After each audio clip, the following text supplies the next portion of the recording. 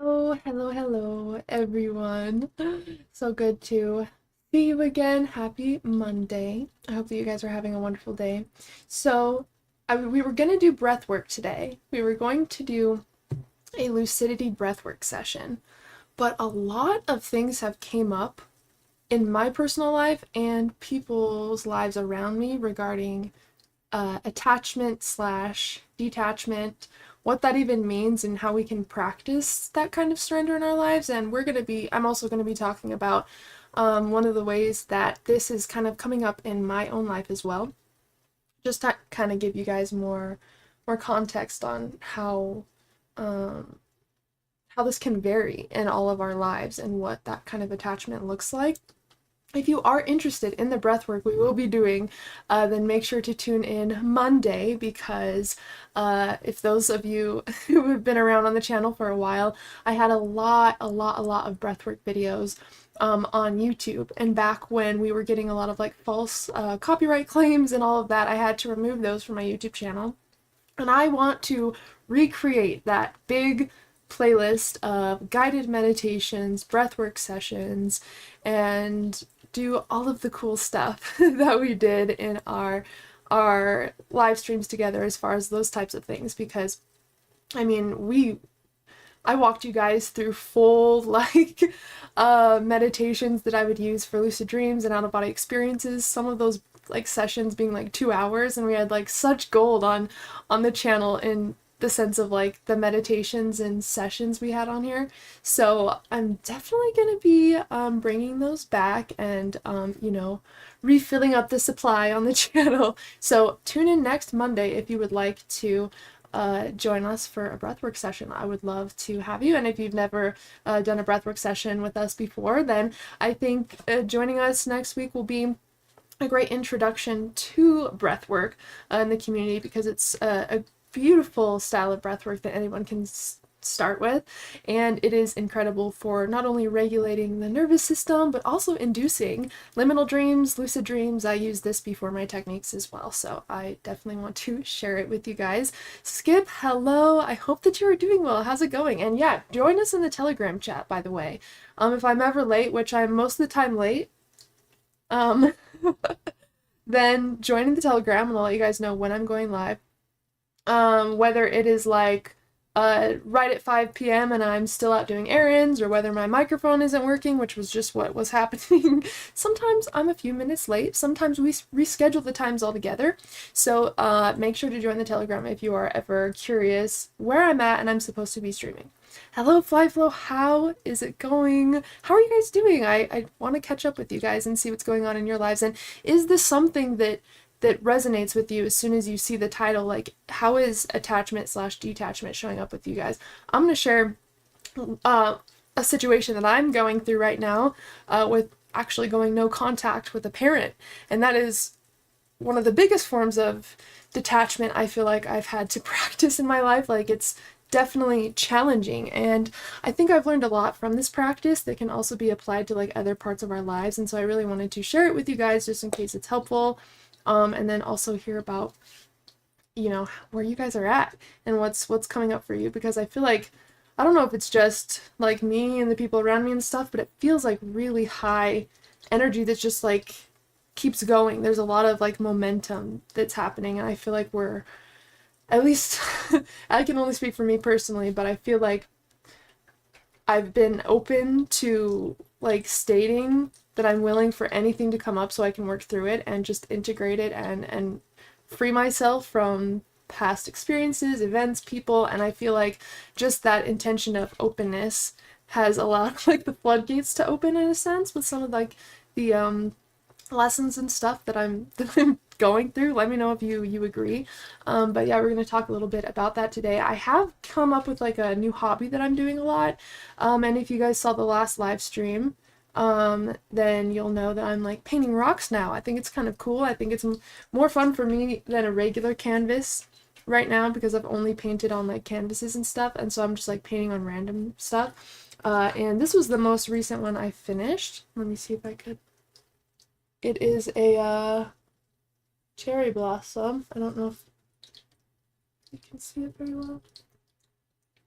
I did gloss it, so it's a little glossy. But I think that looks super cool.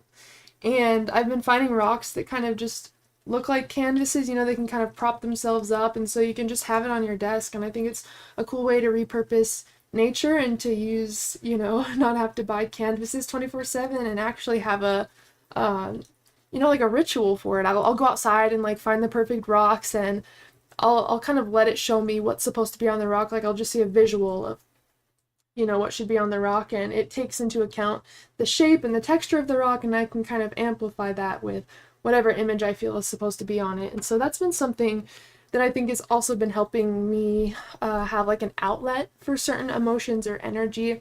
I feel like when we are working through releasing or whatever it is, I feel like creating is a great way to channel that energy.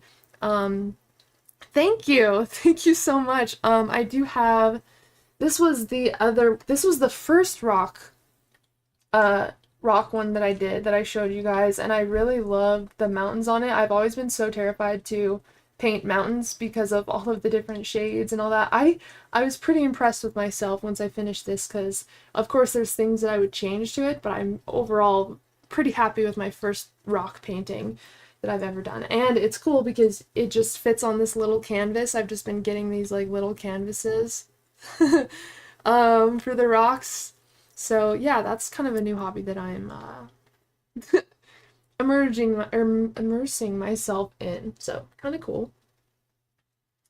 And if you guys like it, maybe I'll do more like paint live streams or time lapses over some videos when we're talking about something fun. I think would be cool. So this is also your invitation to try something new, to find a way to energetically release some energy through creativity. I think that's beautiful, especially for processing emotion.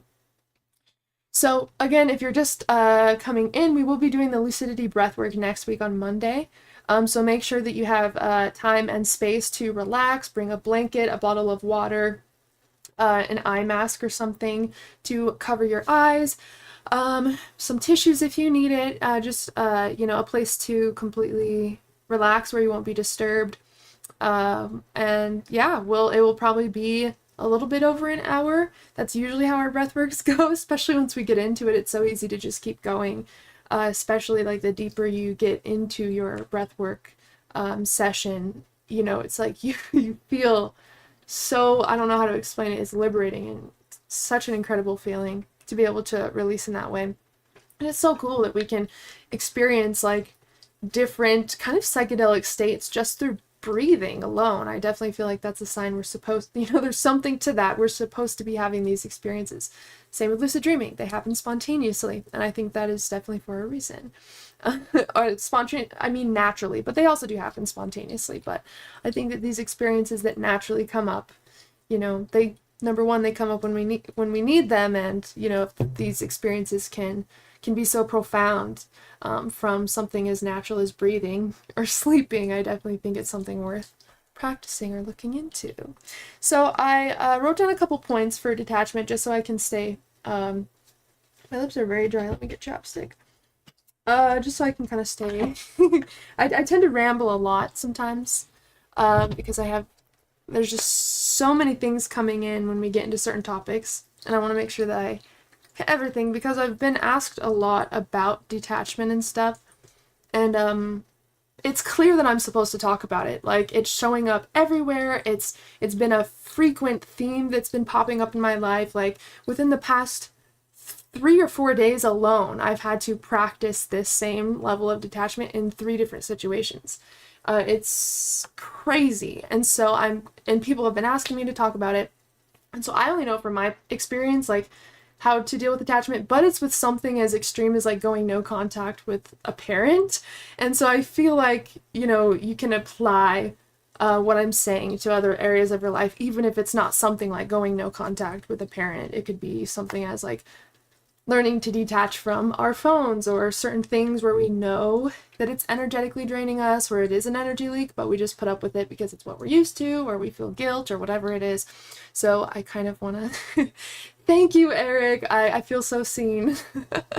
Yeah, I definitely tend to do that. But I appreciate you guys sticking with me through it. Also, that's a cool little garbage can that I got that looks so cute. I don't really know what to do with it yet, but I had to get it. I'll show you guys really fast. La la la. Okay. Look at this. I was thinking of using it for some of my art stuff. Oh, I also got this this blanket. I've been kind of on a mushroom thing, and then I think I showed you guys I painted this the other day. I've been having fun. It's fine. Is there anything I wanted to show you guys? Anything else? I think we're good now, but I just thought it was worth noting because it's very, very adorable.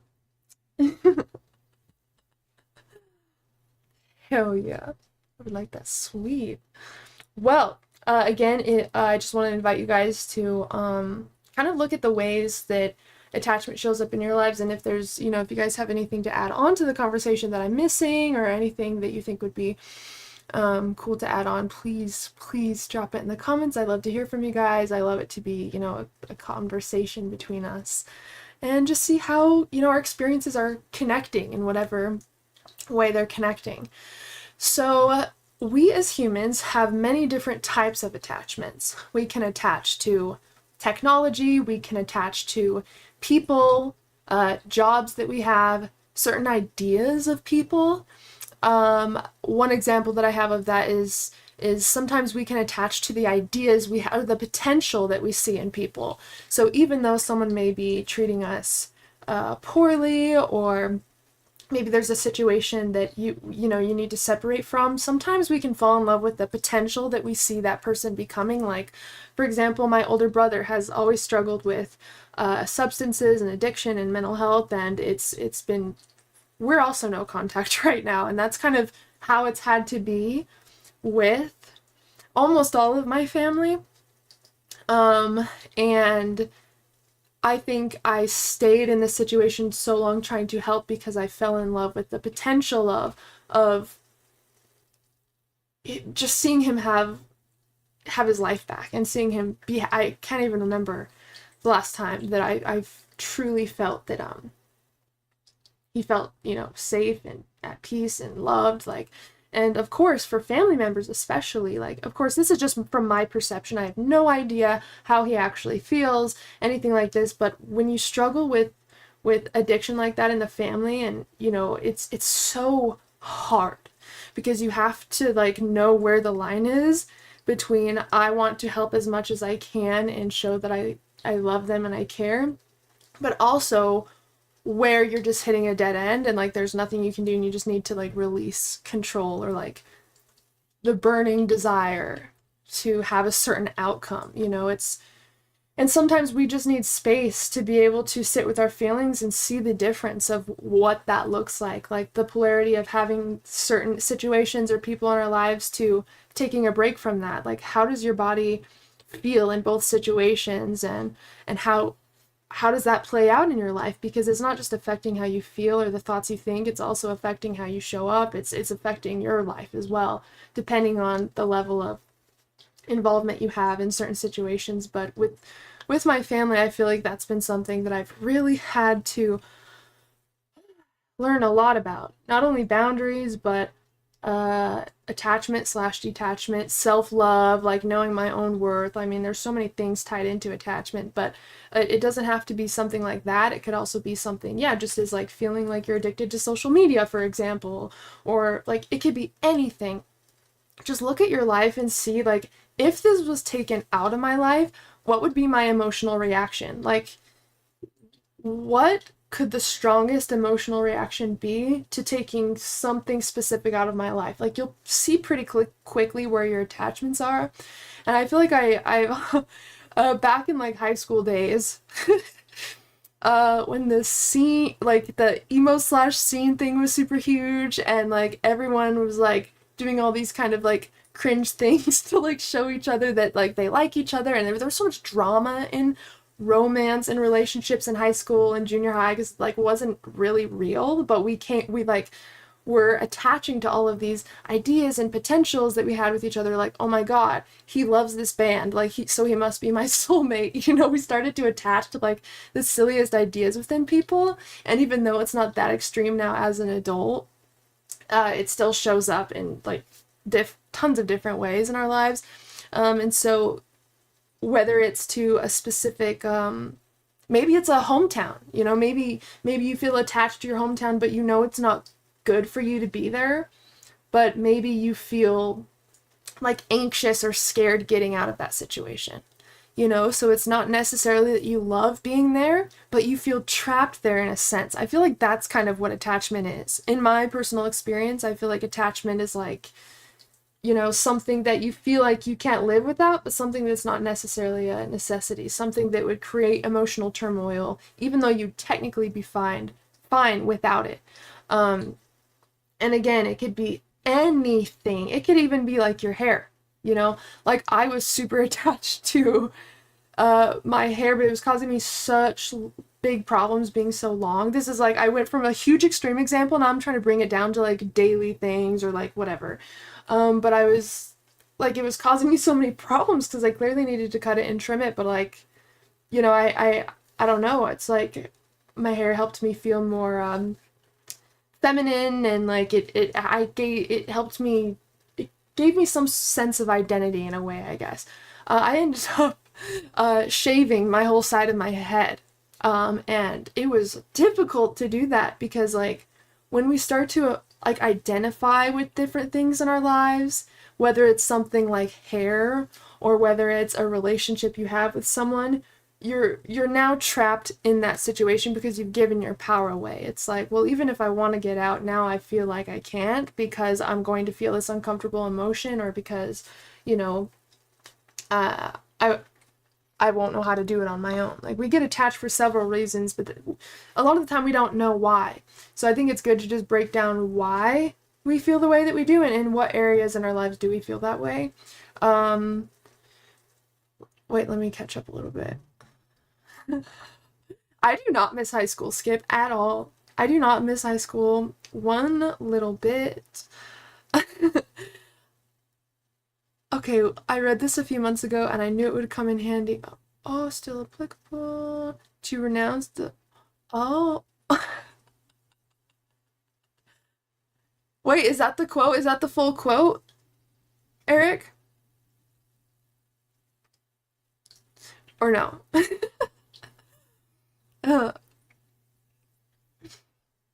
Okay, there we go. To renounce the vanities of the world does not mean to look with contempt upon the progress of the world, to remain ignorant of the world, to remain ignorant of mathematics and logic.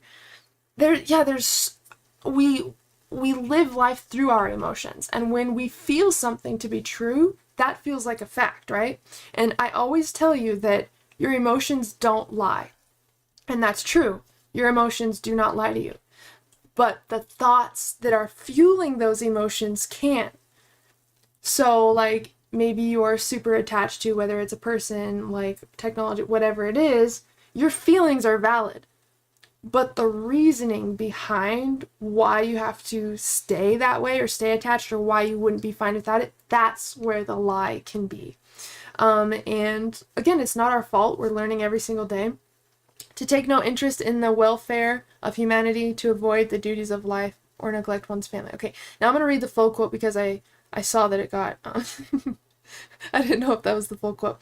To renounce the vanities of the world does not mean to look with contempt upon the progress of the world, to remain ignorant of the world, to remain ignorant of mathematics and logic, to take no interest in the welfare of humanity, to avoid the duties of life, or neglect one's family. Interesting. Okay, yeah, I wanted to wait till that second portion came in before I read it out. Thank you, Eric. Yeah, it's we really have to look at the core of what we're actually thinking or feeling in a situation, and where we got that from, because a lot of the things, like, if you guys haven't heard of the book, It Doesn't Start With You, that's about, like, ancestral generational trauma that is kind of passed down to you, and that's where a lot of our beliefs come from, our likes and dislikes, and even some of our desires, if we are kind of programmed to want certain things or to live a specific type of life.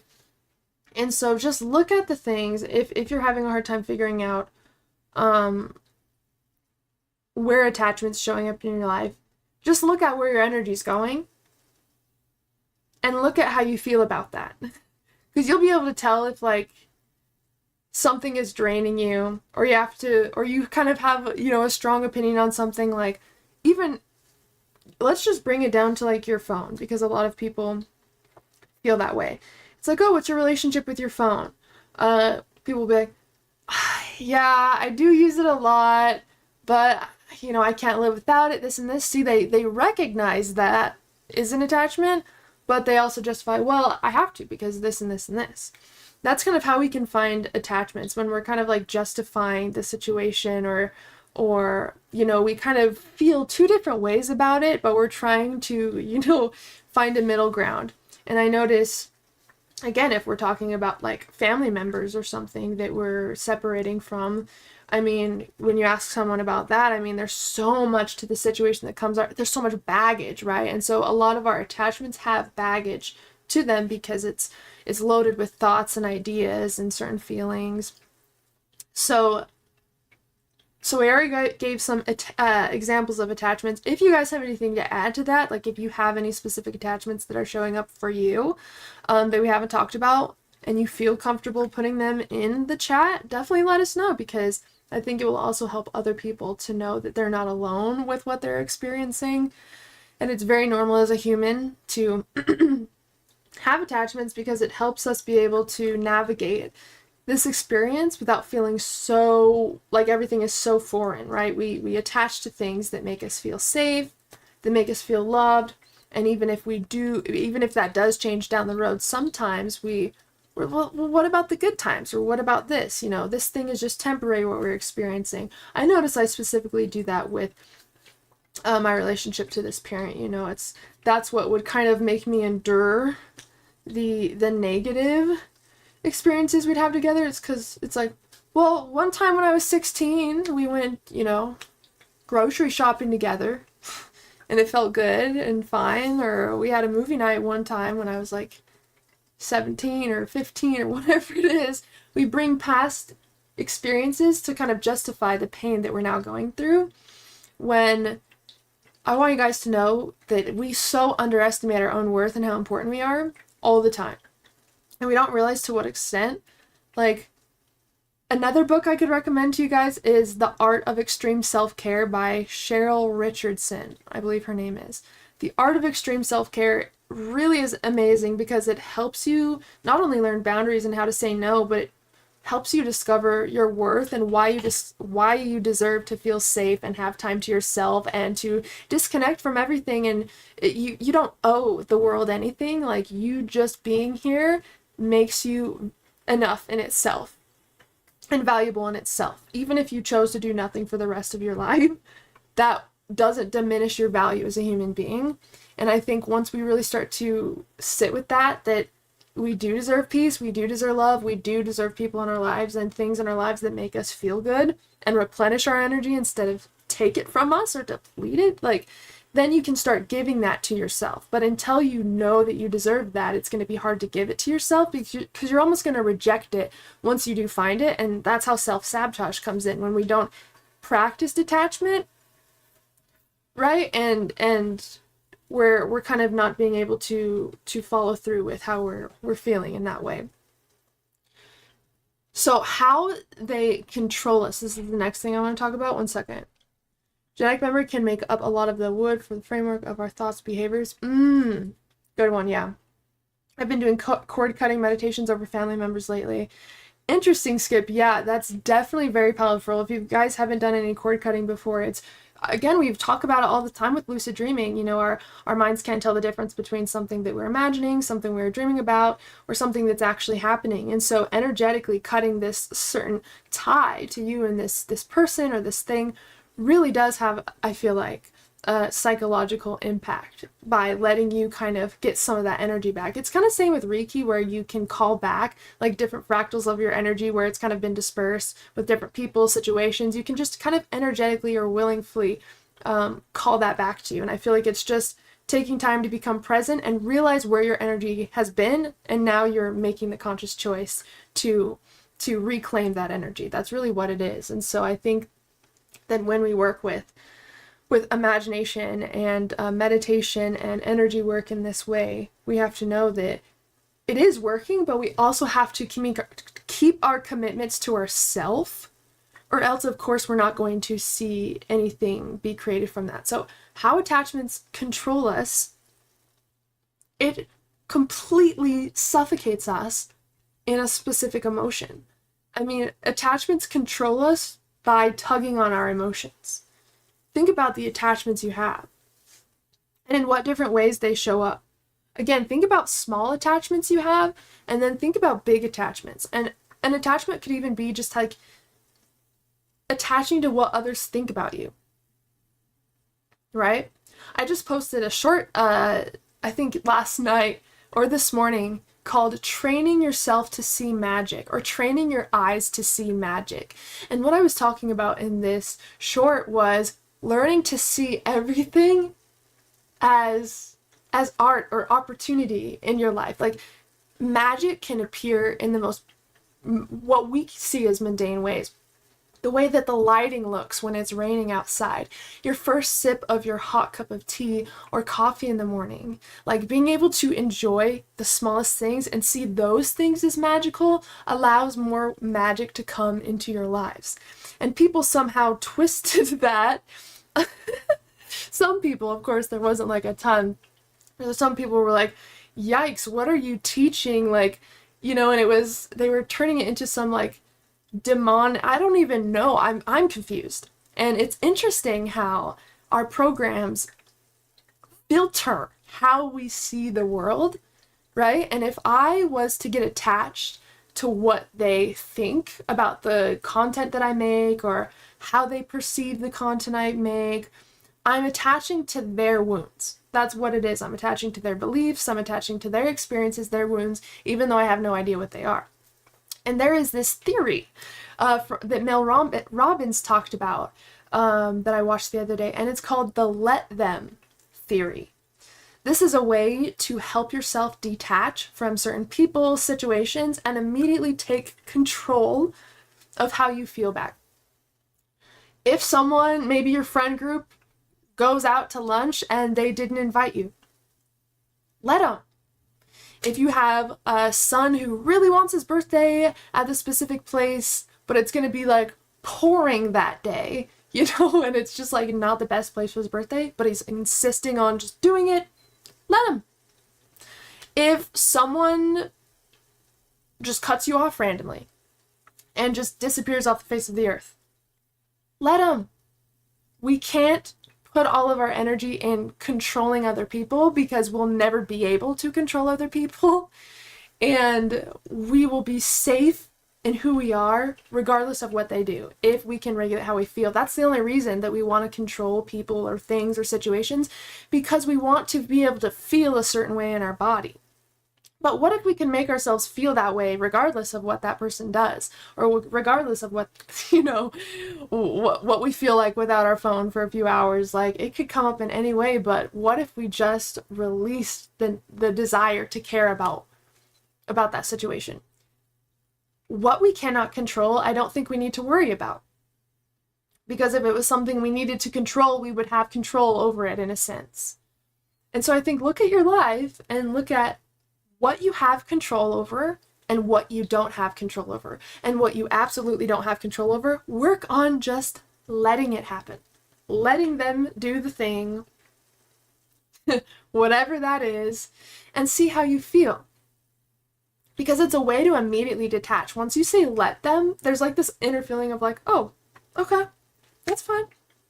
And it stops the chatter of like, well, what if this happens? But what if this and this? It just kind of quiets down the mind. You're like, okay, let them. That's totally fine. You will live such a more peaceful life living this way. And it's not easy to detach from things that mean a lot to us because it feels threatening almost, right? It feels kind of threatening to our safety, to our survival. I mean, whatever it is. And especially if it's like people that we've grown up with our entire lives, it's difficult to learn a new way. But that's the beautiful thing about evolving and growing, is you get to learn a new way. You don't have to be stuck and trapped in these situations that we find ourselves in. We can learn a new way. So look at what creates strong emotion in your life And is that something that is refueling your energy, or is that something that you find depleting your energy? Because if it's something you feel like you can't live without, but it's depleting your energy, it might be an attachment that is causing more resistance and suffering than it would if you just learn to take one step back and know that you're okay without it. But it comes up in many different ways, so just look at that, and again, your emotions will always guide you. We always talk about it, always come back to your emotional state. It will always tell you when something's not right, when we need to adjust something, and so just notice what things in your life do you feel like you can't live without, but they deplete your energy instead of refueling your energy. You guys have probably heard of energy leaks, and these are basically people, situations, things, thoughts, ideas that deplete us instead of actually energizing us. See your energy as like a fuel gauge. And the different situations in your life, where do you sit on the fuel gauge? Is your gas almost empty in this situation? You just like have no energy for it at all? Is this something that really fuels you and excites you? See it that way. And let how much energy and your emotional connection to whatever that thing is tell you if that's something that's actually helping you or making it more difficult. Okay, so why is attachment the root cause of suffering? So we hear a lot about this in Buddhism as well, and it's because attachment affects us in a way where we're not able to show up authentically, because there's always some sort of desire or some sort of idea we're trying to fulfill or some sort of meaning we are giving that thing. And so what I would also ask is when it's a situation of attachment, whether it's with a family member, a situation, ask yourself, what am I making this mean about me? What am I making this situation or this person or this thing mean about me? And is that actually true? Because attachment affects us so deeply because of the meaning that we feel that it has. But we can change the meaning once we see the illusion in the attachment. Right? Especially if it's something that's depleting us, but it's something we don't feel like we can live with, but we don't feel like we can live without it, right?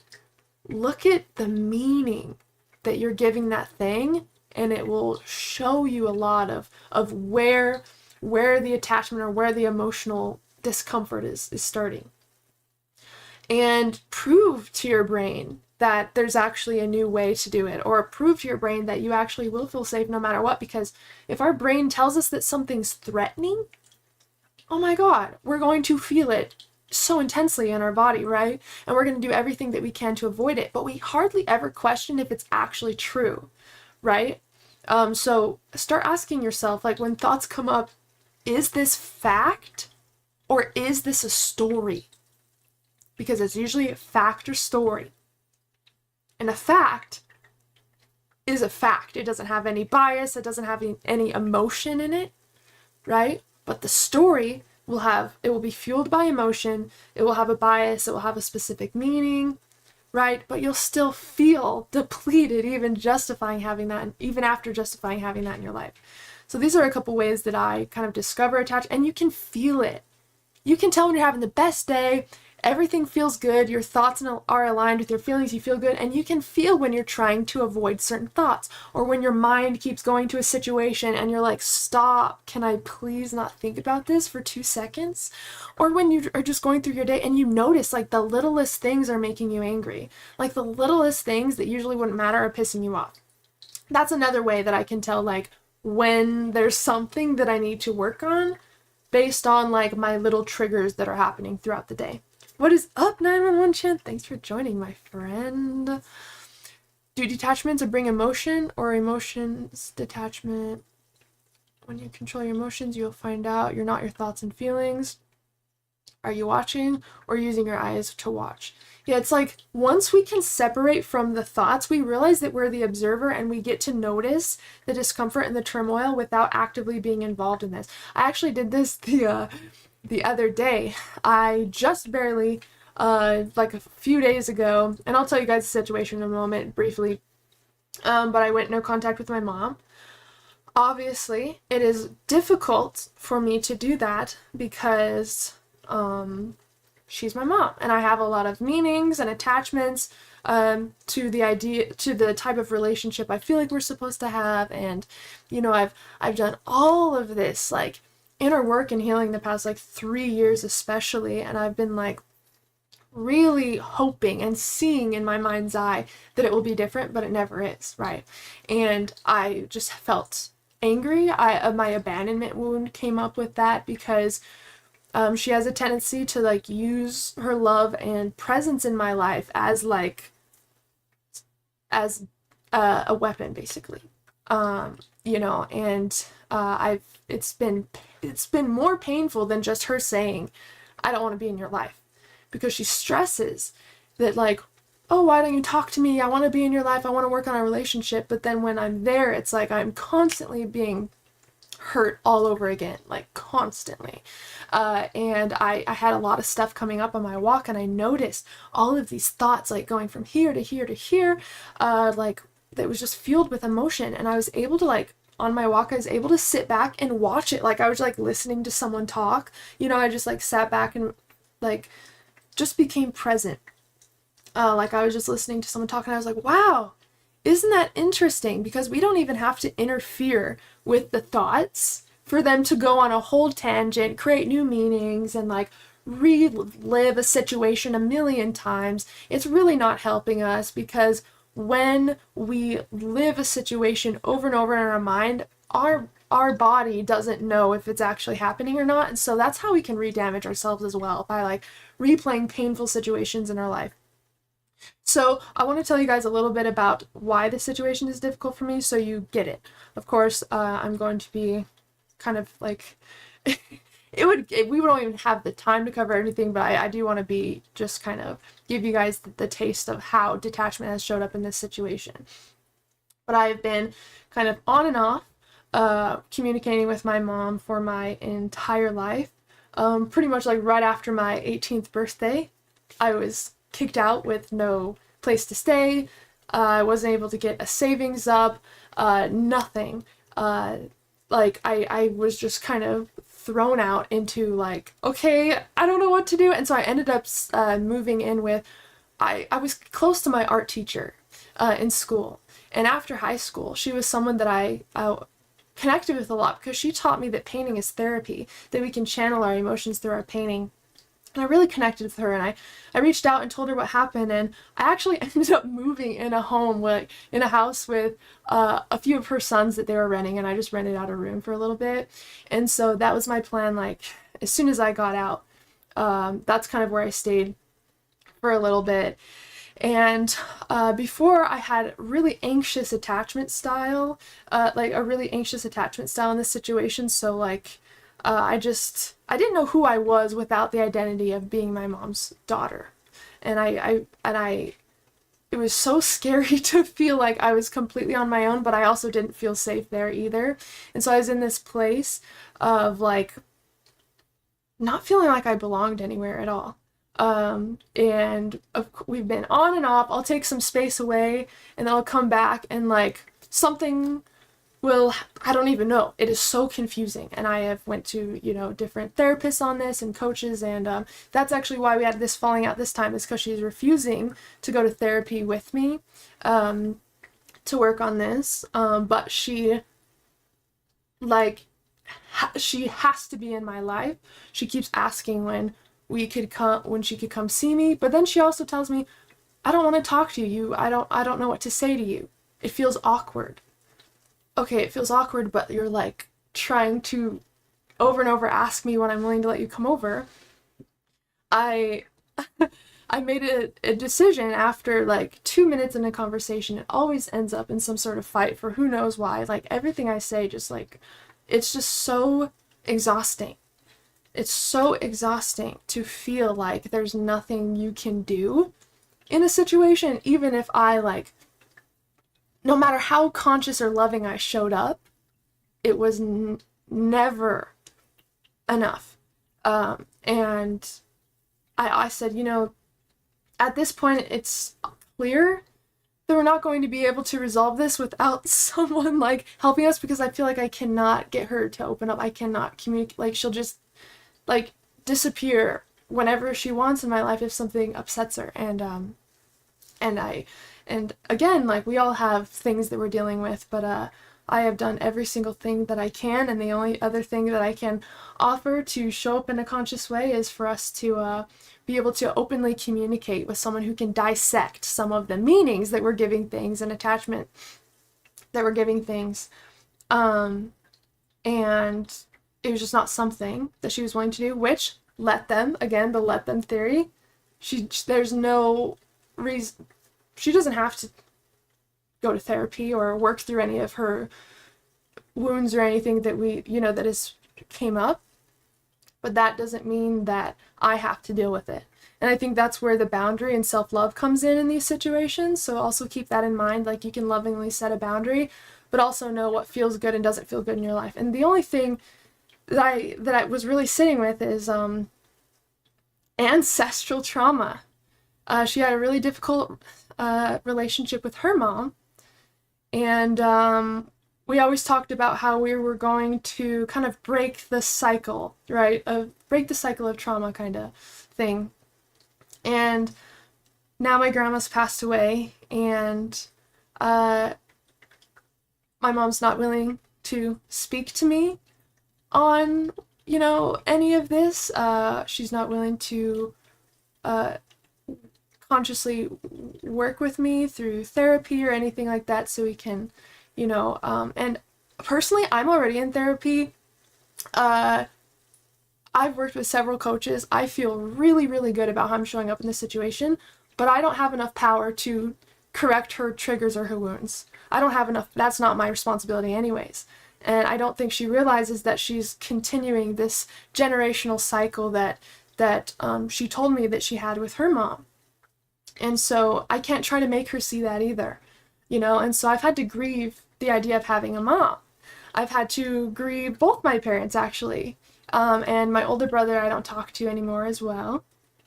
And you guys know the situation with discovering my biological father through DNA. We talked for a week, and then I think he got cold feet or something, because he just disappeared off the face of the planet and blocked me on everything. And so what I'm noticing is the situation with family is something I have to continuously grieve and surrender to. And the more that I've came back to myself, what feels good to me, what I need, and what I don't deserve, it shows me what, how to honor my peace first, and how other pieces are going to fit into that. So how old are you now? I am 27 in August. So, yeah, I've been out for, about 9 years. Yeah. And I totally believe everything happens as it's supposed to. And so, and of course it's been I've been through anger, I've been through intense sadness, and this past week, I'm not going to lie, has been difficult. Because it's so fresh, and it's been back and forth, and it's you grieve the loss of a relationship and you're finally feeling good, and then they come back and insist that they want a relationship with you, but they're the exact same. They just continuously keep hurting you over and over and over. And it's not my responsibility to show people that they're doing that to me. It's my responsibility to protect myself enough where that doesn't happen. And I've also learned that in relationships, friendships as well. I've been really too nice in my friendships, especially in the past. I would let people walk all over me. I had a hard time speaking up for myself, and I think it's because of my childhood too, not feeling like I could speak up for myself. And so we can see that these patterns continue into adulthood, right? And that's something I'm so willing to work on. I'm willing to say, even to you guys, the things that I'm working on and what wounds or triggers are coming up for me, because I found, Dana girl, thank you so much for the support. I so appreciate being here. Thank you so much. I found through radical honesty, it's helped me feel so liberated in being able to freely express how I'm feeling, whether I need to cry 10 times in a day, whether I can just stop and notice when an insecurity or a trigger pops up and actually state it. Once we start hiding and like shaming ourselves for our triggers, that's when we're adding more to them. And when we, and I'm sure you guys have heard of shadow work, we've talked about it a lot on the channel, but our shadow work, like, our shadow grows bigger the more that we deny, suppress, and disown our insecurities, our wounds, things that we feel shame about. And that adds to our shadow. But you know what illuminates and can heal those parts of ourselves? Bringing light to the shadow, which is the light of awareness, being able to speak them, being able to know that you are human going through these things. And I tend to isolate too when I'm like feeling really like when I'm like grieving, or like when I feel heartbroken. This situation has definitely made me feel completely heartbroken, but I'm not gonna let myself go through it again. So I've been through it a million times in this situation, and it's also showed up in friendships and stuff, because I feel like the universe is like, we will repeat this lesson until you learn how to put yourself first, how to love yourself first, how to hold a boundary, and also to let go of control when there's something that like it's not even my responsibility to fix. You know what I mean? I told her, when you are ready to work on a relationship together in a conscious way, I would absolutely love to. I'm just not willing to go through this same cycle anymore. I mean, I'm almost 30, right? And there's so much life ahead of me. She's only known me from until I was 18 for 18 years. After that, she doesn't know who I am. And I told her, I'm a completely different person, and you know, we can just start off like as friends, like just getting to know each other, what our likes and dislikes are, like what we're up to. Like, I just want to come at it in a new way, you know. And I told her, when you're ready to do that, when we're ready to put, you know, just our wounds aside so we can open up our hearts to each other and actually be able to serve a valuable purpose in each other's lives, like, I'm here, but until then I can't communicate with you. And I don't think she'll ever accept therapy. And so I also have to let go of the potential of the idea in my head that it could be this certain way or this way. That's where the suffering comes in. Attachment to ideas, to people, what we think people are going to do or not do.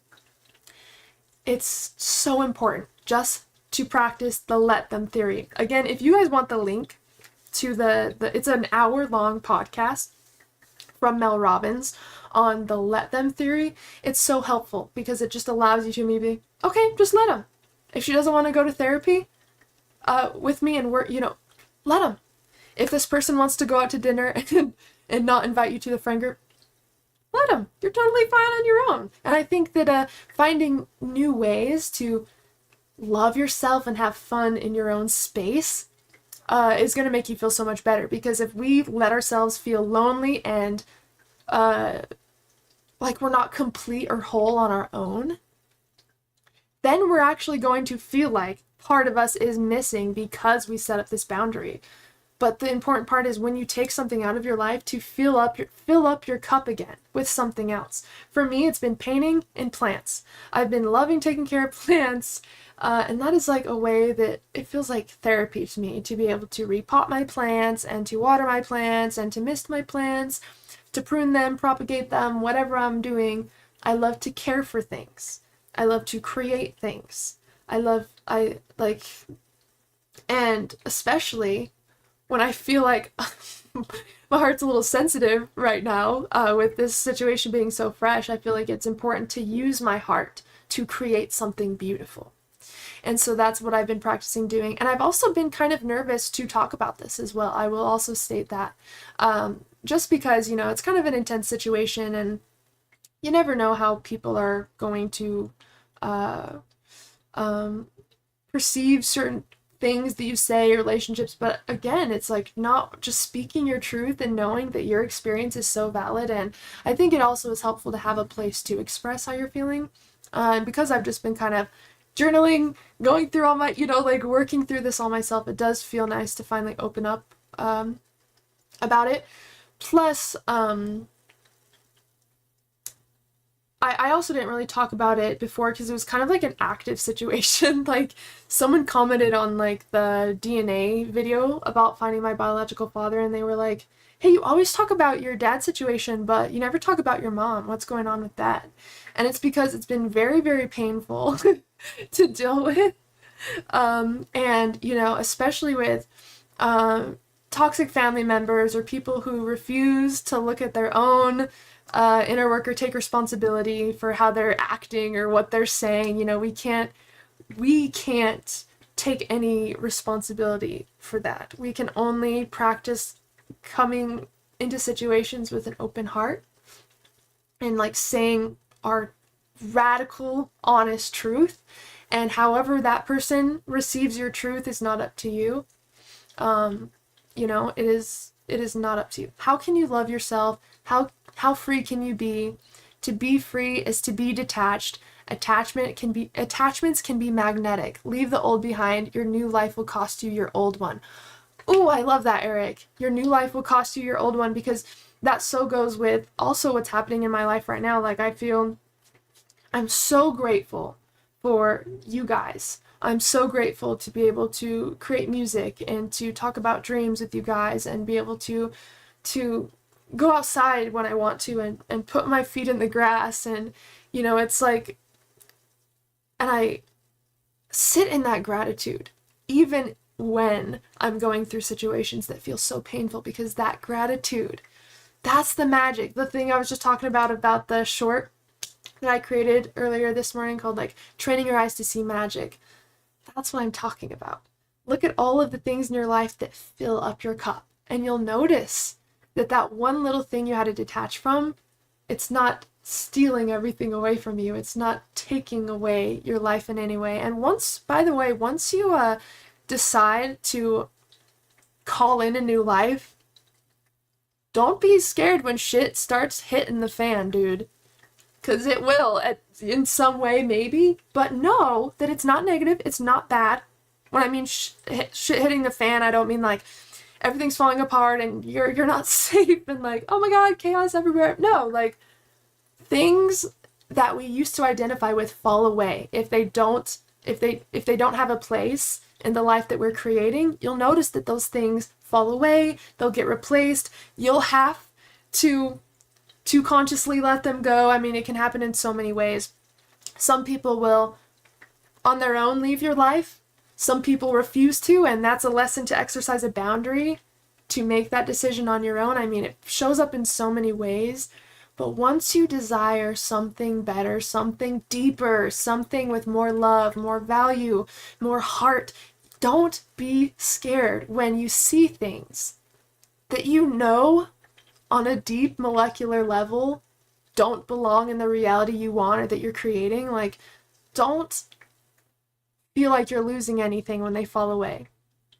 Because, like, look at it as, like, as we get older, we grow out of our clothes, we change, like, we get rid of stuff, we throw away things, we donate things. I mean, you know, and it's like that with things in our physical life as well, like moving into new chapters of our life. We're not going to be able to take all of our baggage with us, and frankly, a lot of that baggage doesn't even belong there anyways. It served a purpose to help you understand something. Maybe it helped you finally, you know, place a boundary where it needed to be placed, whatever it is. It served its purpose, but we have to be willing to let them go. Again, the let them theory is so beautiful, because instead of like trying to reason with yourself, like, okay, this is how I can let this person go or this thing go because this, no, just let them. You don't have to explain anything to yourself. You don't have to try to justify it being okay. Just let them, and you can feel into your emotional body. And one last thing on that is, you can tell if it is a hell yes or a no in your body. Like, if something it does not feel like a hell yes to you, then it's a no. Like, there's no in between. So, like, if someone invited you to go bowling tonight, and you're not like, oh my god, yes, I would love to go, that sounds like so much fun. And you're like, do I want to do that? I don't know, but it's a no. And that's a great way, efficient way to work with your intuition and your emotional body to see when something's not for you. Because sometimes it can get confusing if we're relying on everything that's up here. But if we tap into our feelings, it's usually, we usually don't have like several feelings existing in the same potency at the same time, right? But we can have thoughts like that are just like all existing, they're like bouncing around.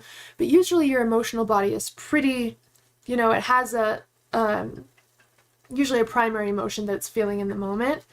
So I've been learning to just flow with that. And it's been so, for me, guilt has been the most difficult thing to work on with this situation. But I've realized, like, there's literally no reason for me to feel guilt because I've tried everything. I used to try offering to take my mom out to lunch to get to know her. She didn't want to go with me. She said that her husband, my stepdad, he came into my life when I was 6, so he's pretty much known me from 6 to 18. Nope, he has to go everywhere with me. Like, she won't be with me alone.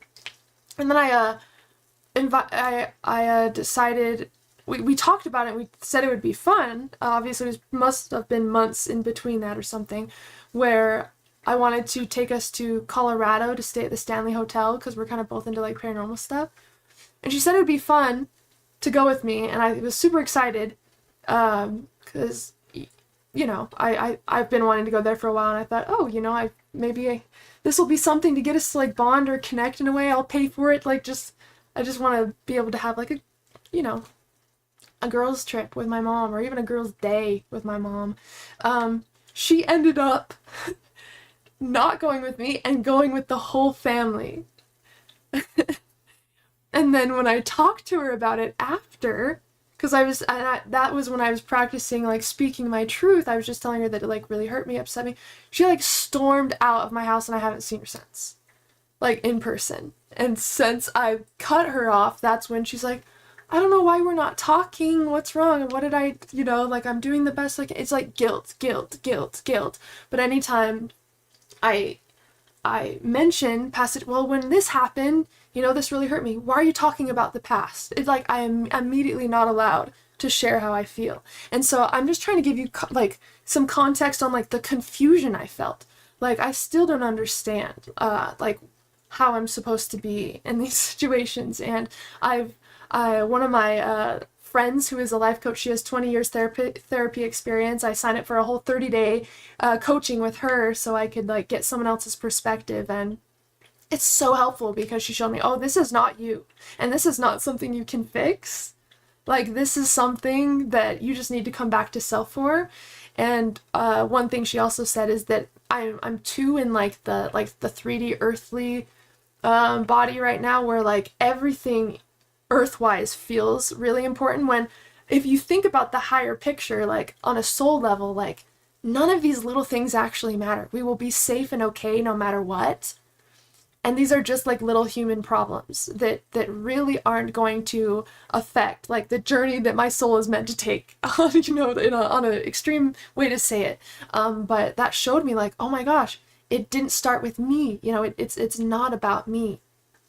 But we get so confused when emotions are involved, and you know, past experiences are involved, and it's difficult because right after something like I can't tell you how many times I've had, like, Chance has been such a great support system, and I had horrible anxiety when we met. We met, like, close to 9 years ago.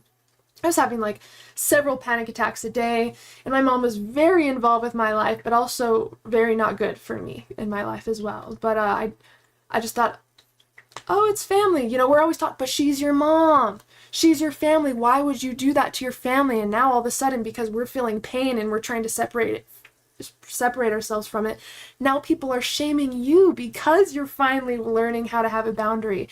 And so it's been, like, feeling tugged in all these situations, you know. And then I just this past year, like, so October of 21, that's when my grandma passed away, and I helped, you know, I hosted hospice for my grandmother. I went no contact shortly after with my mom because I could not handle hosting hospice and dealing with all that in the same situation. So I went no contact with my mom for, like, a year and a half almost, so I could grieve, so I could figure out, like, because, oh my gosh, losing my grandma was so hard. And I took some space, like, for a year and a half, and I did so much inner work. I brought up all my pains, all my wounds, everything that felt discomfortable, or just, you know, uncomfortable, and so just full of so much discomfort. Like, I was up all night, like, crying like my inner child. Like, I felt so lost. And it's still hard, you know. But, like, she has no idea the pain I've had to go through. And anytime I come back into this situation, it's like, what's wrong with you, Haylee? What are you talking about now? Like, you're overreacting, you're blaming it on the past, oh, there's something. It's like, I don't know what to do anymore for you. Like, you know, and it's hard. And I wanted to talk to you guys about this because, like, I've been dealing with this all on my own, and it's been really hard. And it's like so much loss in like the family sense all at the same time, like with losing my grandma, finding my bio father through DNA, and having that just kind of go south, and then having to cut out my older brother because of like his addiction, and then my mom as well. My stepdad just doesn't have anything to do with me, and that's totally fine. But I think I've just like had to, and this has been so normal, by the way, the past week, I've just been like crying. But it's like, I don't want to have to relive the same losses over and over anymore. Like, I'm almost 30. I'm gonna be 27 in August. Like, I deserve to have peace, even if that means she refuses to get help. That's not up to me anymore. And I'm learning to be okay without pretty much the whole life I had before. Things are so different now because I've really been practicing like creating a lot of inner strength to be able to stand up for myself, specifically with family, and to stick with that commitment. That's been the hard thing, is as time passes and you feel good and you've healed things, like, you're like, oh, I could probably handle it now. Like, you know, I can definitely handle a little bit more than before now, but it just is the same cycle. And my friend who who I'm coaching with right now, yeah, she told me that it will always be the same cycle if she refuses to get help with any, just to give us a different perspective. We don't know that the thoughts that we have are stories, or we don't know a lot about our inner self unless we have different perspectives to compare it to, you know? And so, you know, that shit is not easy, but it's necessary. And I think that everybody can benefit from therapy or doing coaching in some way. It's not something to be ashamed of. What are we supposed to do? Sit in our pain because it's easier? No, everybody deserves to feel good. Everybody deserves to feel loved. And it doesn't mean that, you know, like, we have to get it from this one source. You know, especially if it feels like more resistant than easy. And you know what is easy? The way that Chance's parents treat me. That feels like a mom and dad. They have welcomed me in. As soon as I met them, they have invited me to all birthdays, graduations. They make dinner for me every single year on my birthday. They're even going with me and Chance to Vancouver, Washington this August, and this will be like our first trip, like all of us together. But just within this time, like of like 8 years of knowing his family, his parents have made me feel more loved than I've ever felt by my parents. And I'm willing to, of course, I'm like always willing to try again in relationships and friendships, but you can't make yourself suffer if someone else is like unwilling to do the work, you know? And I'm still struggling with it a little bit, but it's because there's so much energy attached. And like, of course, like my inner child wants her mom, you know? But even like the ability for me to reparent myself, I can listen to how I feel, and I can wrap myself up in a fuzzy blanket and like, you know, cuddle my stuffed animals on the bed and put something on the TV to make me laugh. You know, I can care for myself in a way that we wish other people would have cared for us when we're younger. I think that's where the reparenting thing comes in, as well as like learning to give yourself everything emotionally that you felt void of when you were younger. I'm still learning to do that. And I think that creativity really helps me, because I told myself for so long, like, oh, I don't have the energy to paint, I don't have the time. But like, I've been painting. For those of you just coming in, this is my last rock painting. It's a little red sun cherry blossom rock. But I've just been like going outside every day, gathering rocks, painting them, listening to music, dancing, singing, playing Legend of Zelda Tears of the Kingdom. And it just feels so much better, right? And once we give ourselves peace, we can recognize when something comes into our life that is not peaceful. Like, you're like, okay, I've been feeling so good, you know, everything feels so nice and peaceful, but then like, it feels like a sharp nail or something of that person or that situation coming back into your life. You can tell now that you're not surrounded by chaos constantly. You can tell when chaos comes in, and it's easier to figure out how to remove that. Let me see. Do you have an herb garden? Can you make a video / live about that? I live in currently a 2-bedroom apartment, and so I just have my balcony. But I would love to make a video about that and show you guys some of my plants. I'm still learning how to be a plant mom. I think I've greatly improved. I accidentally killed my snake plant only because it looked like there were drainage holes on the bottom, and there weren't, of the pot that they sold it to me in.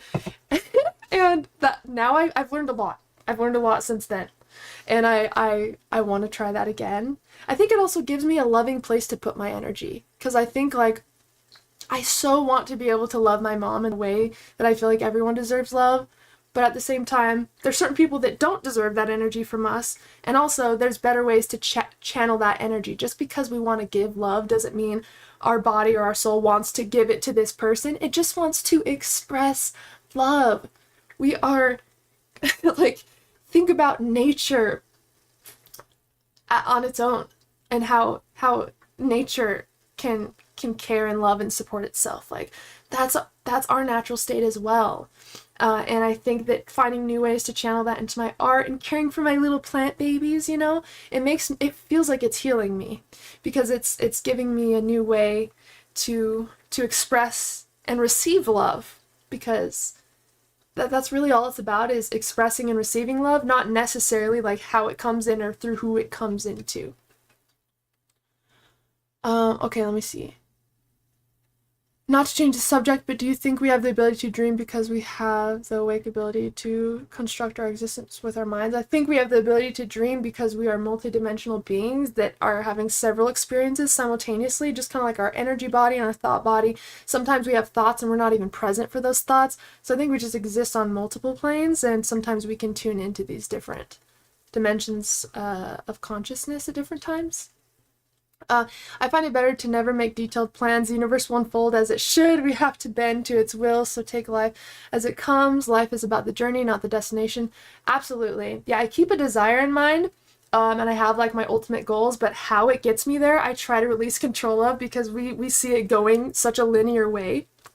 But sometimes we gotta backtrack, and we gotta visit painful shit again, and then we gotta go here, and then, oh, we gotta learn a new skill before we get to there, you know? And so have your goal in mind, and then I think the only thing is like, yeah, letting yourself flow through life, but then when things come in, like opportunities and stuff, just asking yourself, does this ultimately bring me closer to the spot that I'm trying to get to? And if it's a yes, then, you know, kind of proceed consciously in that way. Wow, that must have been so painful. I also have had to learn that most people don't do things out of evil. They just only consider themselves. They know how it feels to be hurt, but still hurt others. Yeah, and I know that her and her mom kind of had a, like, it's interesting because she definitely had issues with her mom, which was my grandma, and we weren't allowed to see my grandma pretty much my whole life. Like, my grandma had to sneak and see me at school and stuff like that. And it's interesting that now the same thing is being played out, but with my mom's daughter, kind of the same thing she did to her mom, it's now kind of happening on another level with her and her daughter.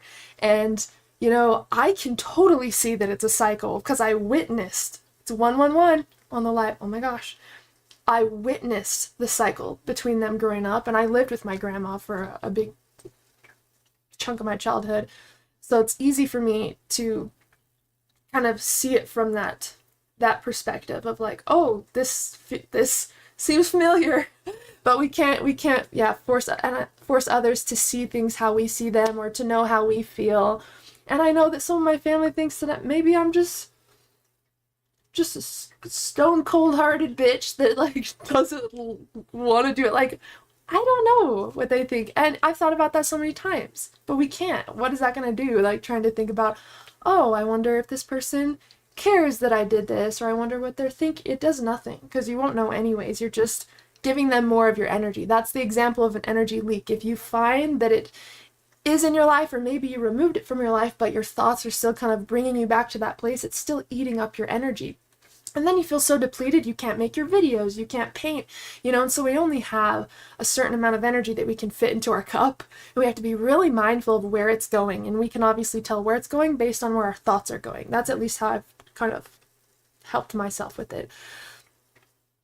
I didn't always have a great relationship with my mom. It was bad, but miraculously one day that all changed because she changed. So all I'm saying is I have hope for you. Yeah, and I think the only way is to have us have time apart, because I think that's where the most growth happens. So of course, with all the love in the world, I'm always wishing her the best. I always try to send her love from a distance. I'm just way too, it's way too overwhelming for me. It feels like the situation I was like reliving with my brother and trying to separate from that, and I just can't do that again, you know? That's like how all my stomach issues kind of started as well. Like, you know, when I was younger, gastritis and ulcers and stuff started from like anxiety and things like that, and this situation definitely makes me feel that way, you know? And so I can tell it doesn't feel good for me, and my heart feels so heavy. Like, you just pay attention to your physical and emotional body in certain situations, and it will tell you, it will speak volumes to you. And so I'm learning to not only know that, but honor it as well. And I've been really good in every area, besides my mom has had way too much leniency with all of that, you know, with what I'm willing to put up with. So yeah, I'm just tired, and I miss creating content the way that I did before in certain ways, you know, where I'd be able just to go live because like I just thought of a crazy idea at 2 in the morning and I have to tell people, you know, I want to have energy for the things that mean the most to me in life. And one of those ways is like connecting with you guys and talking about dreams and consciousness and painting and exploring nature and just like living in my wonderland that I've created in my mind, you know, and my space. That's what feels good. And so it's literally like grieving like a death almost, you know. That's what it feels like. Your mom creates flaws in communication. Your competition, she only wants to win. You're her adrenochrome, she steals your energy. Yeah, I actually did join moving forward from toxic parents group on Facebook, where a lot of people have gotten no contact, and it's been helpful to just see how other people are kind of dealing with their situations, and also to know like, oh my god, that's so crazy, I just went through that. That's, you know, just to know that you're not alone. It's dangerous sometimes to isolate ourselves when we're feeling so deeply, because, you know, the emotions that we're sitting with, what thought is generating that emotion? You know, is it one that's even true? So I think it's helpful to talk to people and share what you're going through, just so you can get different perspectives and, you know, receive validation in certain thoughts that or beliefs that you're creating. It's just being able to give and receive love and open up healthy communication with someone where you're not getting healthy communication with a family member, a parent, you know, just replacing the energy with something that fuels you. Again, taking out the energy leak and bringing in something that fuels that energy so you can get that back. Again, think of your energetic space as a cup. I know it's very like cliche or whatever to talk about like your energetic cup or what. I don't even know. I just want to know that. I just want to help it make sense. Once you see it like that, okay, I lost this much energy in my cup going to this specific situation. Are you going to take that amount of energy back, or are you just going to replace it with another type of energy that refuels you? You know, like, monitor your gauge of where you're putting your energy, and if you can get that energy back, or if there's a way to cut off that leak and, you know, regenerate your energy with something else. Haley, the fact that you opened yourself up to us is in my own love. Know that all of us are here for you and appreciate you no matter what. You'll find a way out, a solution. Thank you so much, Flyful, because I really, really, really, really appreciate that. Because yeah, it is hard to be vulnerable with people. I think it's hard for all of us, but I think the only way to heal and to learn a new way is to step into that, you know, and be willing to truly share how we're feeling with other people. Because I mean, you know, that's one reason why people are scared of therapy. You know, they're scared to open up. I think they also don't want to be perceived in a certain way, or maybe they don't want someone else to affirm that there is something that this person needs to maybe work on a little bit more. Like, it's hard for us to take responsibility for our pain. I guess that's a great way to put it. It can be difficult to take responsibility. And again, it's not our fault for the things that we've gone through, but the cycles that we allow to continue, that's where it becomes our responsibility. And ignorance is bliss. If we never even hear that there is something that we need to work on, you know, then we will never have to do it. So it's kind of choosing convenience over having, you know, a healthier relationship with either yourself or other people. And I don't want to choose convenience, because it actually isn't convenient to hold on to your pain and your wounds. It's actually, it makes every single day a challenge. And once we can start to kind of have, you know, a sense of humor with our triggers, I think that really starts to help us a lot. Like, I did this masterclass on shadow work, I think last year, I'm not sure, or the year before that. And we did a lot of journaling, and a lot of it was like owning parts of our shadow that maybe we haven't admitted to ourselves, let alone others, right? And there's certain you know, you don't have to like share everything with the world, but I think the more you can remove shame, the more liberated you will feel, and the more that thing doesn't control you anymore. Let me think of one.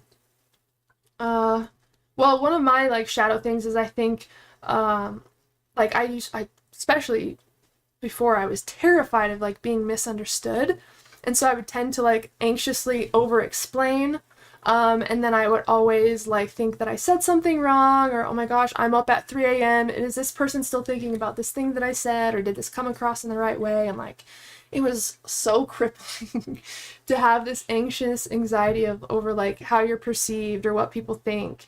And then it causes you to act in a different way, because now you're trying to like, oh, well, so they don't misunderstand me, let me just like so now we're like teaching ourselves to not be super authentic, not on purpose, but like when we try to now conform ourselves or like make ourselves into what's digestible for other people, that in itself makes the way we're showing up not authentic. And I realized like the best way to do that is to just get comfortable with being uncomfortable. And what's more uncomfortable than our own shame or our own anxieties or the things that we deal with when we're not on social media, you know? And so finding a couple people that you trust just to open that up with and like get comfortable talking about these things, you'll notice such a shift in the power that it has over your life. Like our shame and all that, it starts to lose like energy once you own it and let it be free. It's just like pushing something down in the water. You're trying to push it down so no one can see it. You're like, oh my God, like no one can know about this, right? And it causes way more resistance. It takes way more energy to keep something under the water. But the let them theory, what if you just decided, okay, cool. Like, it might be easier just for me to like learn to have more fun with this and be open about it. And then all of a sudden the resistance is gone. Your muscles can relax now that you've like stopped trying to push something under the water. And then the grasp it had on you seems to fade away, because now you're not emotionally attached to the meaning that you're giving that trigger or shadow.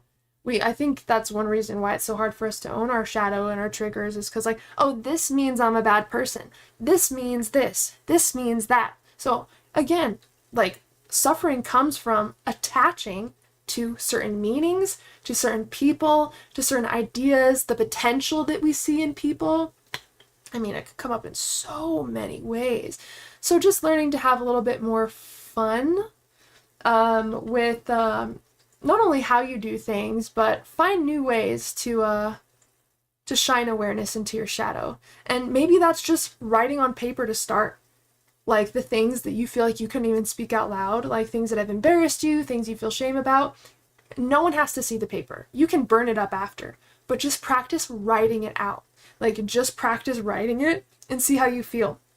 The next step for me, like, was mirror work. So now that you've gotten comfortable writing out your shames, your anxieties on this piece of paper, that's a huge step, because you're letting yourself feel uncomfortable while you bring awareness to the shadow.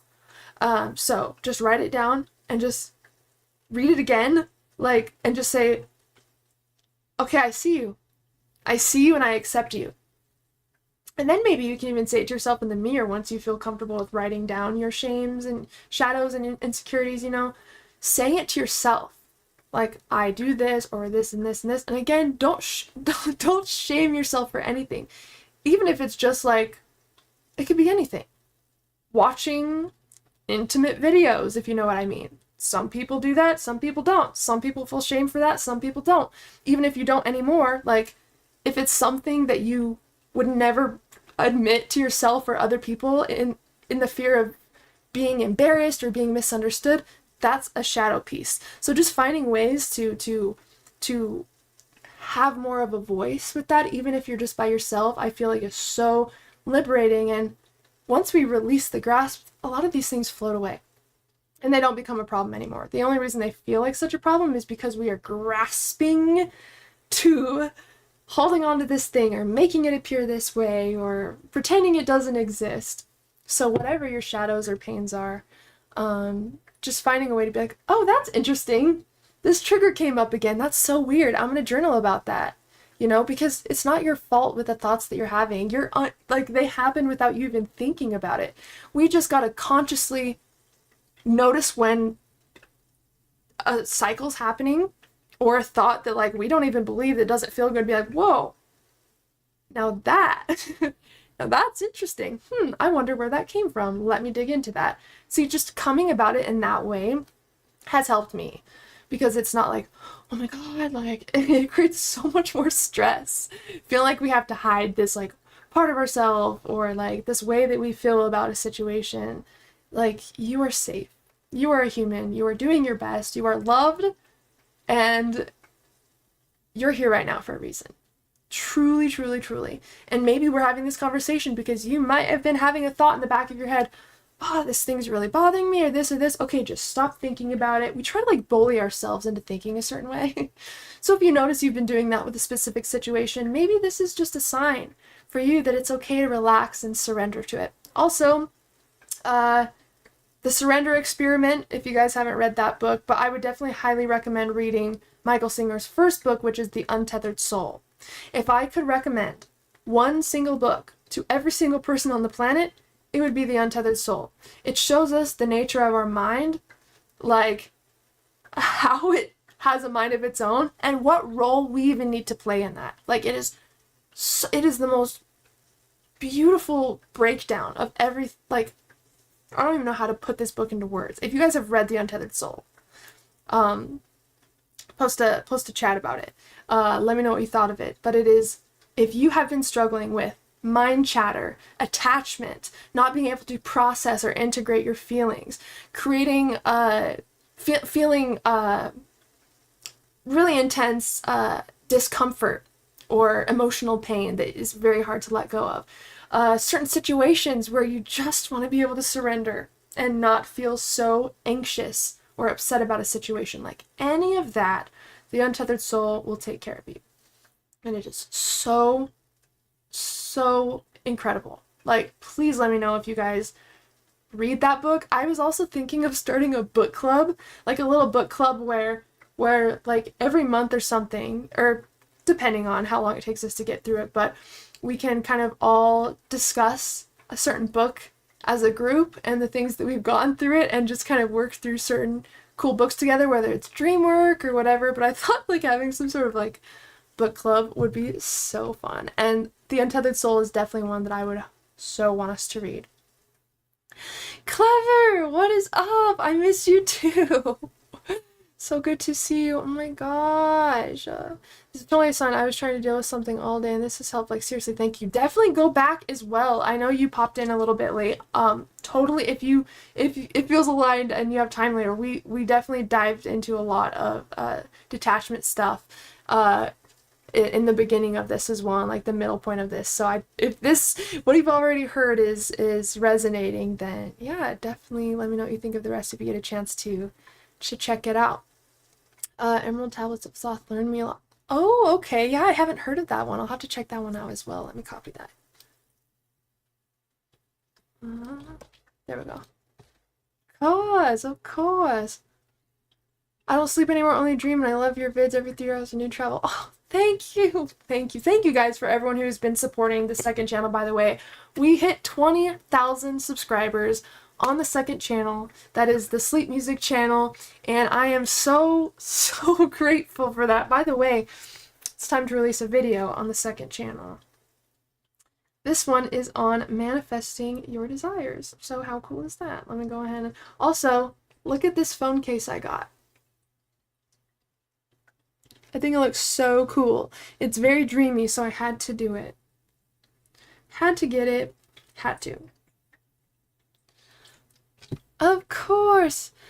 It may seem difficult to find happiness within yourself, but it is impossible to find it anywhere else. That is so true, and what really helped me, and it's kind of what I was talking about in the last short I uploaded, which is training your eyes to see magic. Like, and for me, magic, I find it so much in nature. Like, the weather has been absolutely beautiful lately, and I've just been taking time to close my eyes, just like breathe in and just like let myself exist. And the other day, as I was like feeling intense emotions about this situation, I decided to go on a walk, and I made the intention just for nature to speak to me in some way, you know? And me and Juno went down to our normal spot, and when we go back, there's 2 ways we can go. And I wasn't sure which way to go, and so I immediately felt pulled. I was like, okay, let me just tune into my feeling. And I was pulled this right way, which was close to the golf course that I live by. And right as I walk over there, there is a beautiful deer standing right at the gate, just looking at me. Like, we are so close, and I just look at this deer and I just say, oh, hello. Like, I was just shocked to see this deer. And she stood there for a little bit, and then kind of walked away and kind of ran off. And that was like the closest a deer has ever came to me, I believe, as well. And that so stood out to me. And I think that when there's something we're meant to see, we will be led to it. Like, we can't miss what is truly meant for us. And there, again, there's 2 ways I could have went, but I went that one. It's like, I even said to myself out loud, I was like, now that is a sign if I've ever seen one. Because I'm like, I think everything's a sign outside. Like, I feel like once we are open to and believe that the universe and nature can communicate with us, we start to experience that everywhere. So I was like thinking about that on the way home, and I was like, oh my god, that's so cool. And then I look up at one of the apartments. Everything is off, but there's one apartment that has like this golden, really magical hue of light on in their upper apartment, and I just see this silhouette of this pitch black cat just watching. And black cat is like my symbol of my inner self. Like, well, I've also done a lot of work on kind of discovering different like totems and stuff that I have present within my spirit team, energy, whatever you believe. But I believe that we have like for example, my grandmother, I definitely believe she's like a guide for me. And black cats, I'm really connected to them. And I got this cool reading one time from this amazing woman named Elle, and she brought up a black cat being my spirit guide. And ever since that, I really started to like learn about that, and it's a very magical, like, beautiful energy within the black cat. And ever since I've kind of been diving more into that, I've been seeing black cats everywhere. And so now when I see it, it's a confirmation to me. And I saw it right after I saw the deer. I was like, oh my god, slow down, because like I feel like, you know, like I started to feel like just sign back to back to back.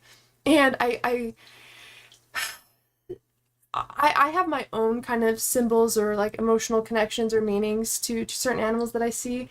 But deer, I wanted to know like the energy that it lives by. You know, I feel like that uncovers a lot of the symbolism with animal totems when you just think about the life that that animal has and how they show up and how they act in nature.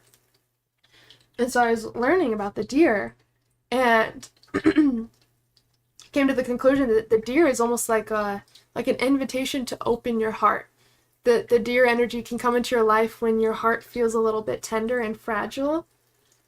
And it's an invitation to open up your heart even more, because that's when the most magic makes our way into our lives, is when our hearts are receptive and open. And I don't know, it was just a reminder that to always come back to self. And that's why I titled it the thing that I did, is because I think that this practice with detachment and stuff is so much about self-love. And there were times where I could say that I really didn't like myself, especially growing up. You know, I had really poor self-esteem. I had a ton of anxiety. Like, it was rough.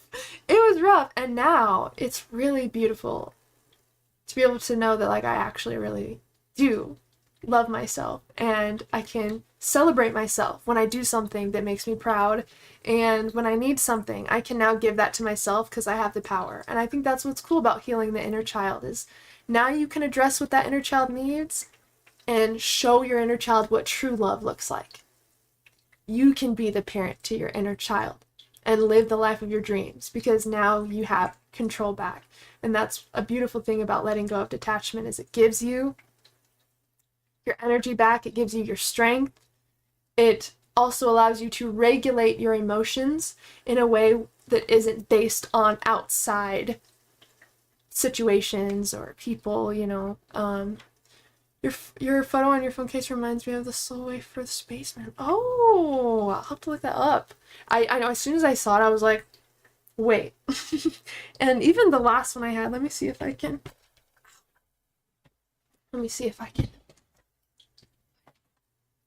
This is my last one. I love cows. Looks like I just have a lot in here. Here's my one before that, but I've been loving sunflowers lately. So, you know. And anything dreamy is definitely going to catch my attention. Is there anything I can show you guys? I feel like I've gotten so many new things lately. Most of it's just like mushroom things. Just like little things. Here's one. This is cool. I don't know if anyone cares about this. Ha! It's the Master Sword. I think it's kind of cool. So yeah, that's my little show and tell for the day. Hello, Ghost Wolf. I'm so sorry I didn't see that. Have you tried Cogna movement? No. And if I have, no. I was like, maybe I've unconsciously done it, but never known what that is. But no. From my understanding, I have not. Inner World, Outer World was super good. Yes, it is so amazing, right? My favorite part of Inner Worlds, Outer Worlds was the connection, like the mathematical accuracy of the patterns that show up in nature and their interconnectedness to things that are found in space, within us. For example, like what is it like our galaxies? I think it's like the universe. It's like the nervous system of the universe. I don't know if it's a specific galaxy or what that is, but it is identical to our human nervous system. Like the golden spiral, the golden ratio, you know, that we see within snail shells and all over within nature. It's mathematically like exact throughout the different ways it shows up in nature. It's like this code that exists within all things. And learning about that in Inner Worlds, Outer Worlds was like so mind-blowing. And we've seen some of this with like the patterns on our hands, you know, how it looks like the patterns within leaves or lightning, how it kind of looks like our veins. It's like that topic, but like on a amplified scale. in the documentary Inner Worlds, Outer Worlds. So if you guys are interested in that, is so... I cried. I did cry because it's just so beautiful to like just be this like this soul in this little like human suit, and then like learning about what you're experiencing and rediscovering who you truly are. It's like the universe discovering itself in a new way, and it's just like really beautiful. I just see, and that's one thing to remember too when you're struggling with detachment or you're struggling with letting family members go or whatever, is there's such a bigger picture at play. And as painful as it is, this is something I like to tell myself. So whether you believe this or not is totally fine, but I like to tell myself that there are soul contracts with the people that come into my life. And, you know, when I show up in their lives as well, and they're meant to help us discover something about ourselves. They're meant to play a certain role to help us heal or to get closer to our desires, and we are meant to do the same for them as well. We're basically meant to activate each other in a way that will allow us to live out our purpose, or the ways that we feel our life on a cellular level should go. And I definitely believe that this situation, it's came up into my life so many times, it's clearly a cycle that I'm breaking. And I know that I'm powerful enough to break it on my own in my family. I don't need anybody else to help me heal or to break this cycle. You know, like I've continuously learning about myself. I'm willing to unlearn. I'm willing to do things differently, and it feels great to say I'm willing to be vulnerable now in ways that I haven't before. And that's hard to do. You just know that it takes so much strength to even go through the things you've gone through and to still show up today, to still wake up and get shit done and be a badass. Like, you guys are amazing. So just never put your worth into someone else. And your worth is not equivalent to the love or acceptance other people give you. It has nothing to do with them. It has nothing to do with them. And if it helps you maybe see it kind of like, yeah, lucid dream characters, right? I believe they all play a specific role in our dreams, but they're also all bringing us back to ourselves. Everything has this inner symbolism that goes beyond just what our ego wants it to be. And so that's also helped me, is to see my life like I would think in a lucid dream. You know, if someone's an asshole to you in the line to get coffee in a lucid dream, you wouldn't be upset with that dude or whatever, that dream character. Be like, oh my god, I am so hurt. Why would he say that to me? If you know you're dreaming, you'd be like, huh, it's really interesting. I wonder what that represents. I wonder what that symbolism is, right? And that's probably something that you'd also report in your dream journal.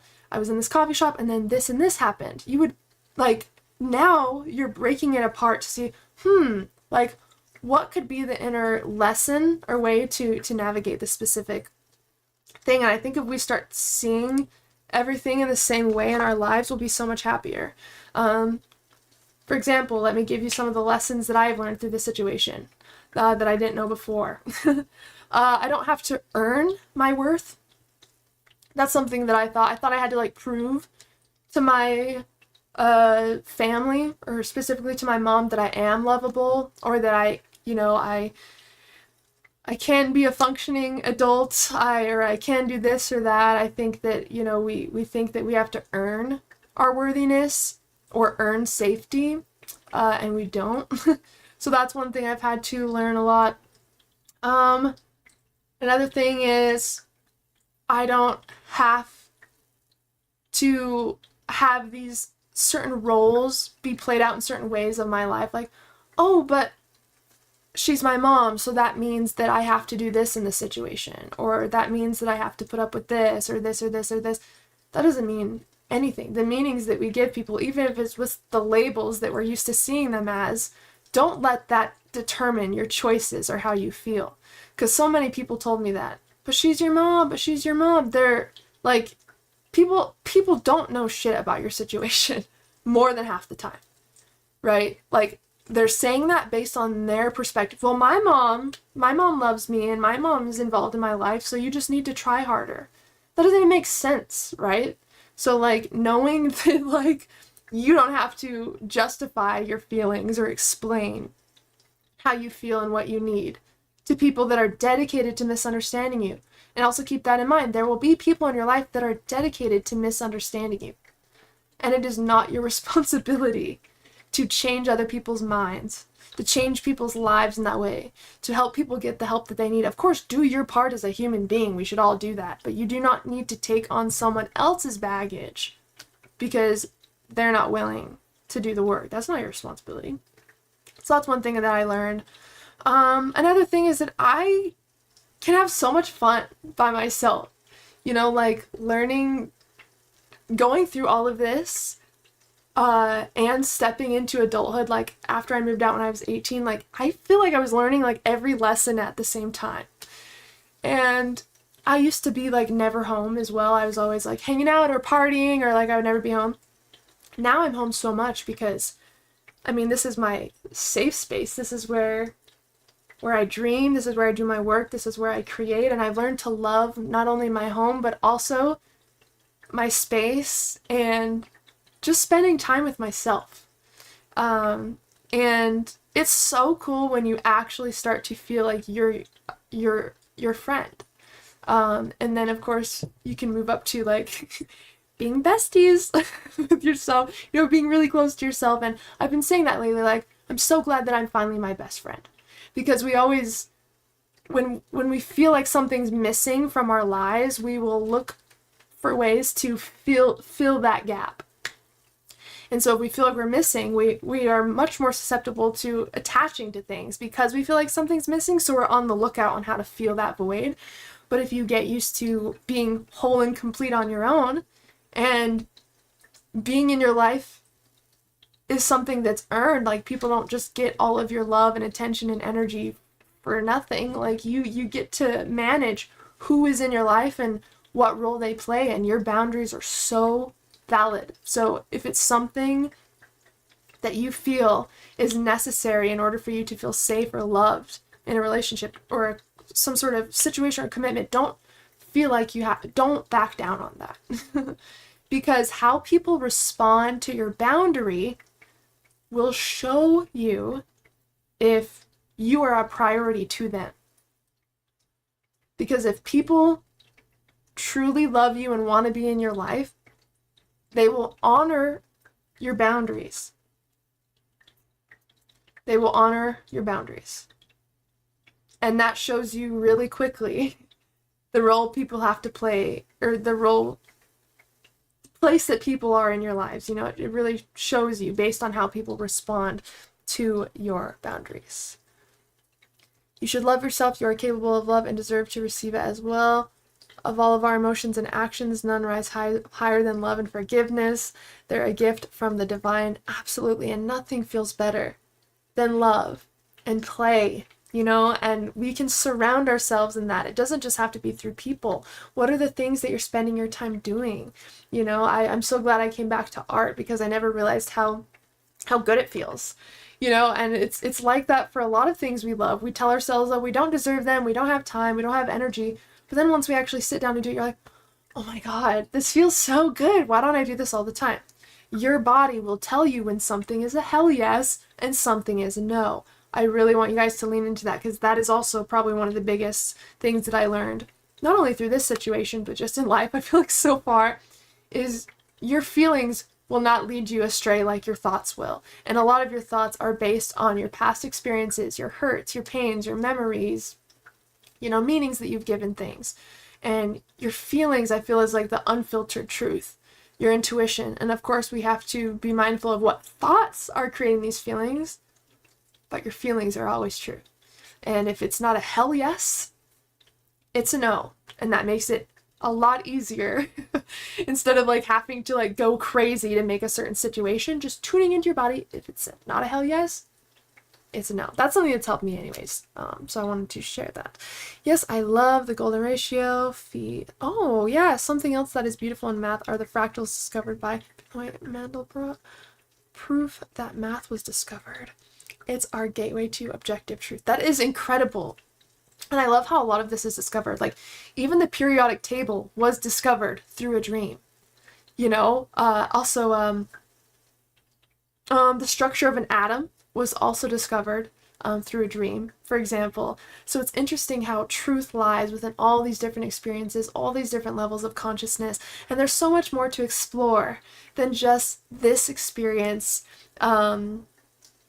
Giving yourself time to play, to dream, to play in different states of consciousness that you haven't given yourself time to play in. We're multidimensional beings with multidimensional feelings, and there is so many adventures that we can start having right now, just opening ourselves up to it.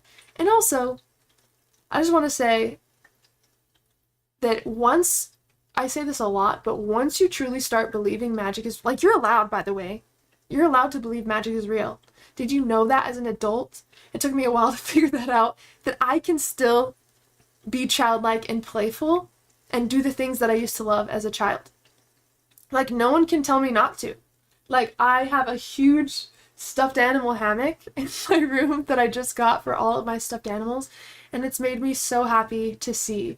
I've been getting tons of like Zelda stuff, and I've been painting and really looking at the things that I loved so much as a child and how I can relive those in ways now in my adulthood. And I just want you to know you're allowed to do that. And you're also allowed to believe in magic, and once you do, you will receive proof of that in your experience. Because whatever we program ourselves to believe is real, our subconscious is biased. Like, we will create that experience for ourselves, and we can use that in a way that's detrimental to us, or we can use that in a way that's beneficial and magical. You know, we truly have so much more power than we believe that we do. And I just want to remind you guys of that power, and that no one can take it away from you. And I really appreciate you guys for letting me be vulnerable and sharing this experience with you.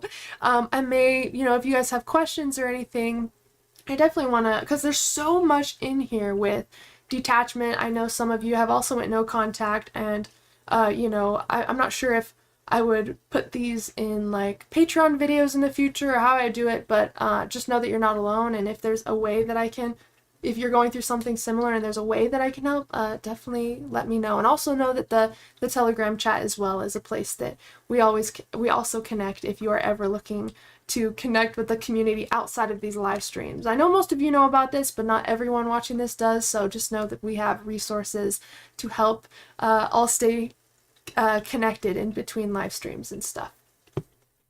I really, really love you guys so much, and I really, really, really appreciate you guys, and I hope that this was helpful to some extent. It feels very helpful to me because you guys are so loving and sweet, and I love having these conversations with you. Also, Eric, I'm so sorry, I just barely saw that. Even though we are in Utah, I do live right next to 2 golf courses, and it's very green and beautiful with lots of trees on both sides of where I live. It's very dry and dead in a lot of places in Utah, but there are some foresty places, so it's a golf course deer.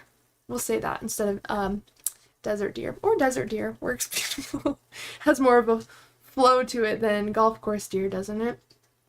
We are only children. When we're younger, we look to adults as having all the answers, but no one ever has all the answers. We're just doing the best we can. See, and that's something that I've been sitting with as well as we're doing the best that we can, and that's okay. And sometimes it's going to be hard for you to show up. Sometimes you're not going to have the energy to keep your commitments to yourself that day. And that's something I've had a hard time with, because I tend to like overwork myself, and then if I'm not like always doing that, I can shame myself for like taking time off. Or I used to tell myself that I'm lazy because I would take the weekends to like relax and take a bath or like journal. And I realized that's not my voice. It's the voice I grew up hearing. And that speaks volumes when we realize the one critiquing ourselves in our mind a lot of the time is just a program. It's a broken record on repeat. And ask yourself, is this me? Or is this my mother talking to me or my father talking to me? Like, and challenge that. Well, what else could be true? It could be that I'm just a human and I deserve to relax and rest, and I show up more fully when I do give myself the love and space that I also want to be able to give others. Like, you just need to show your brain another perspective, because The brain doesn't know what it doesn't know, and if it never saw a healthy way to deal with the situation, it literally just doesn't know that it's possible.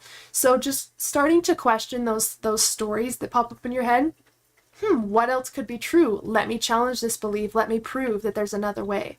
You know, that's something that's massively helped me as it's like the brain is just like kind of like a naive child in a lot of ways. It reacts to pain. It's fueled by emotions or past experiences, and it's very naive in a lot of ways where it just doesn't know other ways of doing things or going about situations. So we're all learning, we're all growing, and however you are, wherever you are in your life, however you feel, is so enough. And I just want you to lean into loving yourself a little bit more today, because I definitely know I'm going to do that, and I don't know what the weather's like, but I might go on a walk to go get more rocks so I could paint later. I love you guys so much, and thank you so much you guys are so smart and so fun to have conversations with, and it's really interesting to come together and just to see where we're all at on this journey together. So again, we're doing breath work on Monday, so if you would like to join us for lucidity breath work, just make sure that you have a bottle of water with you, a light blanket, a place to lay down and relax where you won't be disturbed, an eye mask, and just some time alone so you can fully relax. That's happening Monday around 5 to 6 p.m. Mountain Standard Time. I'll update you guys on the specific time when we're a little closer in the Telegram group, but look forward to that Monday. I'm so excited to breathe with you guys again. I think we need it, especially after this. I'm very excited, and it's been a while since we've done that, so excited. I love you guys so much. Again, thank you all for joining. And again, if you haven't checked out the second channel, the Lucid Mystics sleep music, I create nightly binaural beats, meditation sleep music for lucid dreams, better sleep, out-of-body experiences. I'm always looking forward to what you guys think about the tracks that come out, so just let me know what you think, what experiences you have, and yeah, I'm always looking to improve the channel. So thank you guys so much. Thank you for posting that, Eric. That is the link to all of the resources on the channel.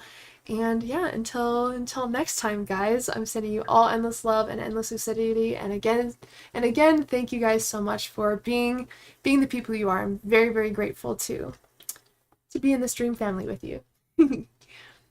Bye, guys. Thank you for posting that, Eric. Bye.